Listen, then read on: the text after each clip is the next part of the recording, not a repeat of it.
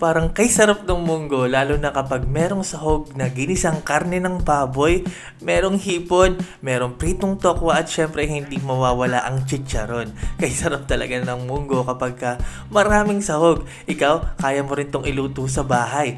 Madali pa to sa easy, tuturuan ka ni Tipsy. Let's go! Yo, welcome to Pimp Your Food. Ayan, may nag-request nito, hindi ko lang makita yung screenshot, no? Pero sa nagre-request ng munggo na maraming sahog, alam ko 3 na kayo, para sa inyo to. At syempre, para sa inyo na rin mga nanonood. So, first step natin, ito, nagpakulo lang ako ng tubig at magsasahog ako dito ng hipon. Ang gusto ko kasi sa hipon, na sahog sa munggo, wala nang shell, no? Wala na ring ulo. Kaya, syempre, yung ulo para hindi masayang.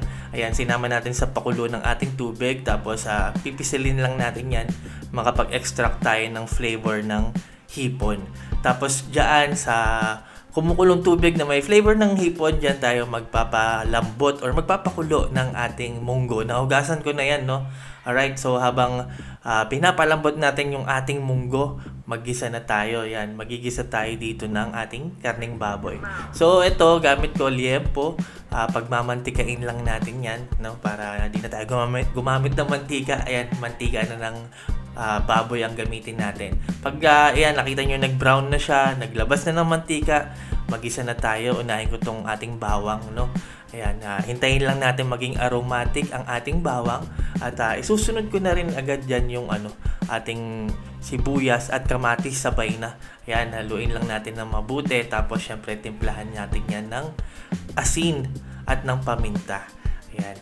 Tapos, mix natin ng mabuti at ahayaan natin yan masangkot siya at maglabas ng katas yung karne ng baboy. So, kapag nagisa na natin ng mabuti, tatakpan lang natin yan sa mahinang apoy. Tapos, ayan, palabasin lang natin yung katas mga 5 hanggang 8 minuto.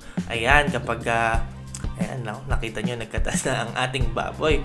Pwede na yan at malambot na rin yung ating kamatis, di ba? Pwede na natin yan ilagay or isalin sa ating pinapakuluang munggo. Tingnan natin, ayan. Hindi pa malambot ang munggo niyan, no?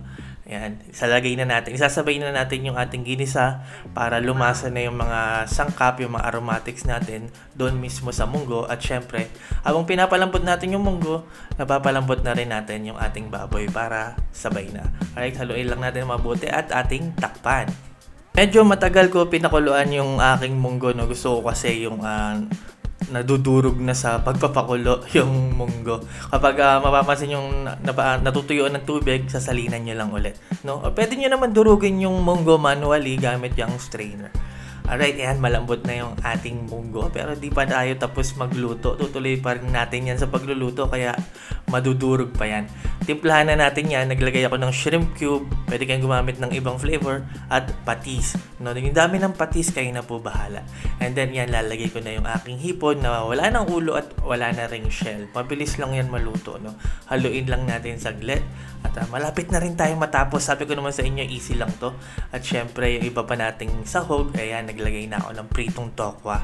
Masarap din dito ang tinapa. Wala lang ako nabili, kaya wag nyo na akong hanapan. Alright, so syempre, ito talaga masarap. Chicharon. Alright, diba? Pwede nyo durugan yung yun ang trip nyo. Ayan, palambutin lang natin ang ating chicharon. Ayan, naglagay na rin ako ng ating siling berde. Alright, kapag malambot na ating chicharon, pwede natin ilagay yan dahon ng sili at dahon ng ampalaya. Ayan, kung ayaw nyo ng dahon ng ampalaya, huwag nyo ilagay. Dahon ng sili, ayaw nyo rin, huwag nyo ilagay. Palitan nyo ng malunggay. Alright, ayan, and now look at that, diba? Sahog na merong munggo, ganun lang, diba? Napakadali, pero syempre matagal ang pakuluan. Diba?